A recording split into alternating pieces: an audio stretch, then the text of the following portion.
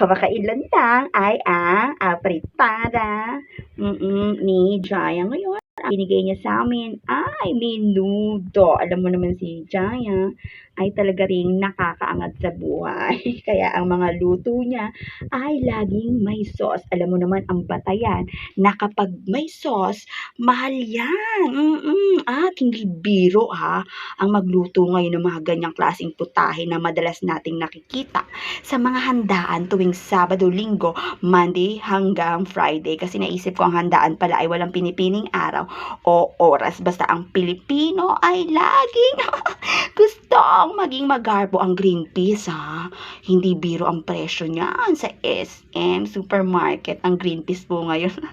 Kung wala ka palang isang daan, kulang-kulang 100. Yes, yung big size ng green peas. Ay, wala kang ipapang rekado na may kinalaman, no? Sa apretada, no? Mechado, menudo, ano pa ba yung mga parang magkakaparehas? Kalimutan ko yung script ko. Ay, kaldereta. So, mechado, kaldereta, apretada. Menudo, parang kapare-kapareha na. At ang juice. No, nagpapalamig tayo ng juice. So, lagi ako may juice kasi yung nakaka-refresh.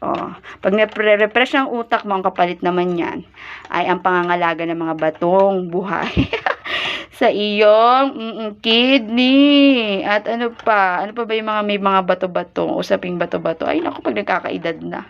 The more na sinasabing iniingatan ng kalusugan, paano naman pag nanghihina kapag wala namang pinapasok, no, sa iyong tiyan. Bing!